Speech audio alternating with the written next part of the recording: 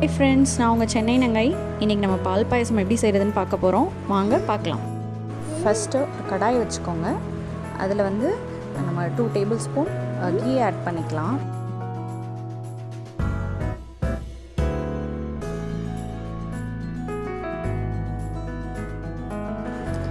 Key நல்லா melt ஆனதுக்கப்புறம் ஒரு ஹேண்ட்ஃபுல் ஆஃப் கேஷ்யூ எடுத்துக்கலாம்.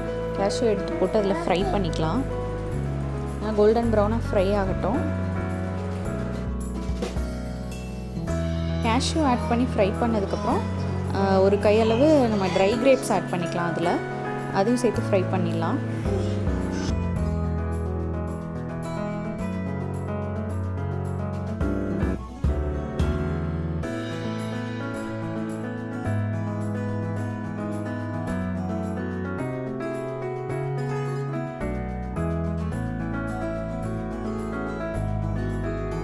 ட்ரை கிரேப்ஸும் நல்லா ஃப்ரை பண்ணி எடுத்ததுக்கப்புறம் சேமியா ஆட் பண்ணோம். இப்போ பேம்பினோ கம்பெனியோட வெர்மிஸ்லி நான் எடுத்திருக்கேன்.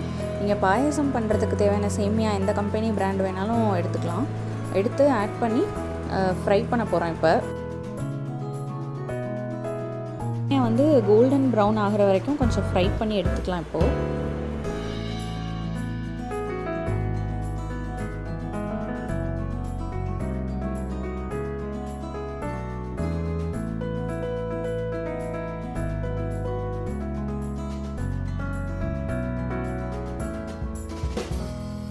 இப்போ நம்ம ஃப்ரை பண்ணி வச்ச ஐட்டமை வந்து நான் வேறு ஒரு பாத்திரத்தில் வந்து மாற்றி போட்டு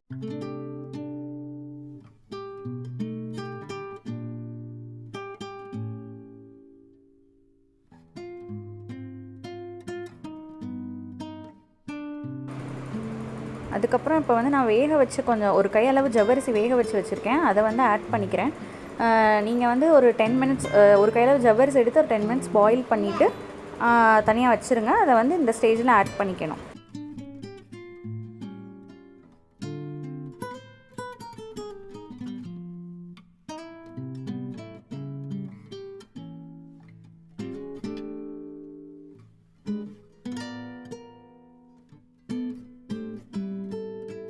ஜவ்வரிசி ஆட் பண்ணதுக்கப்புறம் நல்லா மிக்ஸ் பண்ணி விட்டுட்டு ஒரு 1/2 லிட்டர் அளவுக்கு காய்ச்சி ஆற வச்ச பாலை வந்து இப்போ நம்ம ஆட் பண்ண போகிறோம். அதில்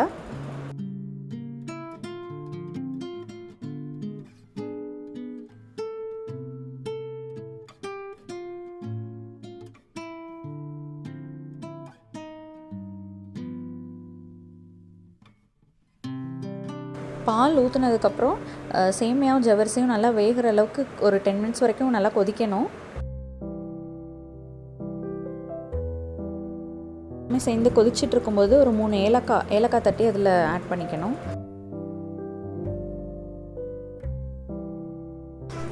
ஏலக்காய் ஆட் பண்ணி நல்லா கொதிச்சுட்டு இருக்கிற டைமில் நம்ம தேவையான அளவு சுகர் ஆட் பண்ணிக்கணும். நான் வந்து இப்போ வந்து ஒரு 15 to 20 ஸ்பூன்ஸ் பன்னீரில் ஆட் பண்ணியிருப்பேன். உங்களுக்கு எவ்வளோ சுகர் தேவையோ அந்தளவுக்கு ஆட் பண்ணிக்கோங்க.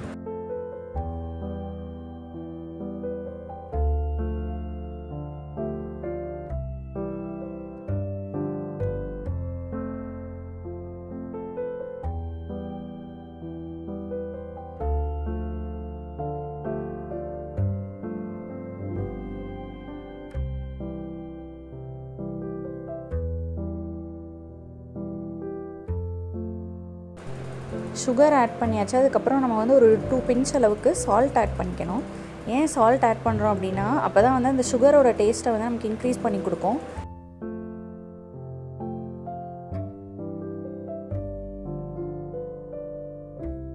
மினிட்ஸ் நல்லா பாயில் ஆகணும்.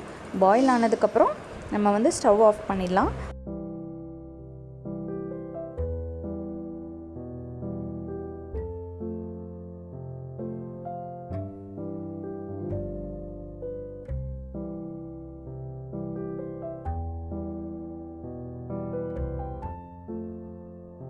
டேஸ்டியான பால் பாயசம் இப்போ ரெடி.